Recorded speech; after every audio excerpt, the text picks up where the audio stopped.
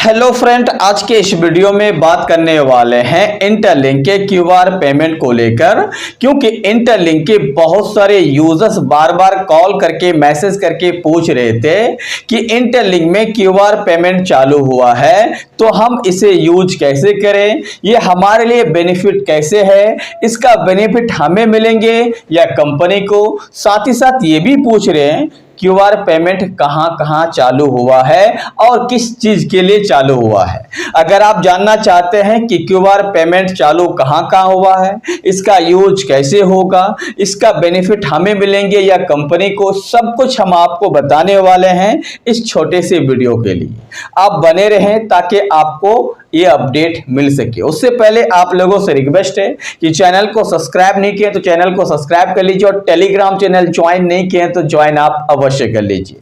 सबसे पहले आप लोगों को एक सलाह देना चाहेंगे कि आप में से कोई भी पाई सिद्रा डॉलर अगर आप सेल करना चाहते हैं तो डायरेक्टली आप मुझसे कॉल करके पाई सिद्रा डॉलर सेल करके आसानी के साथ काम कर सकते हैं।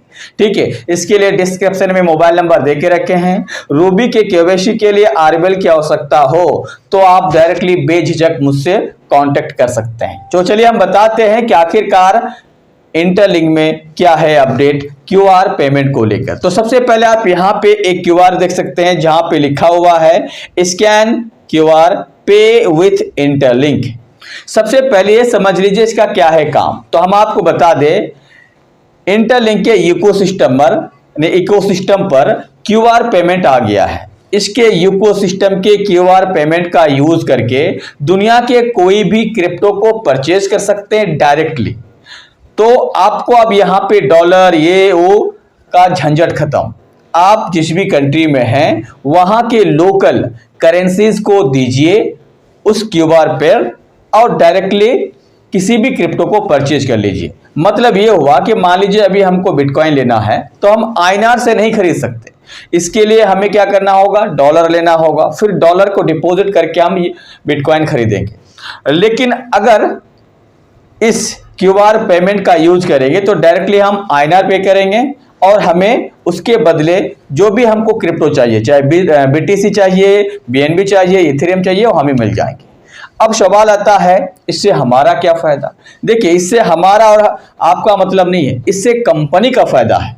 कंपनी का इकोसिस्टम पर यूजर्स आएंगे, लोग आएंगे, ट्रस्ट करेंगे।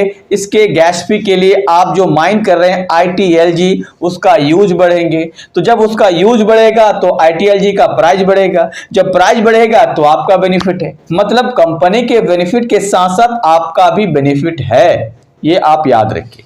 अब सवाल आता है कि कौन कौन से कंट्री में इसका पेमेंट स्टार्ट हुआ। तो आप यहां पे देख भी पा रहे हैं, पहला कंट्री का नाम है नाइजीरिया, दूसरा कंट्री का नाम है वियतनाम, तीसरा कंट्री का नाम है फिलीपींस, चौथा कंट्री का नाम है ब्राजील, पांचवा कंट्री का नाम है मैक्सिको। हमारे इंडिया में फिलहाल अभी अवेलेबल नहीं है तो आपको फिलहाल इंतजार करना होगा। बाकी जो भी होगा हम आपको अपने वीडियो के माध्यम से अपडेट देते रहेंगे। एक लास्ट में मैसेज देना चाहेंगे कि माइनिंग करने में, रजिस्ट्रेशन करने में, लॉगिन करने में 2 दिन, आज और कल तक प्रॉब्लम और आ सकता है।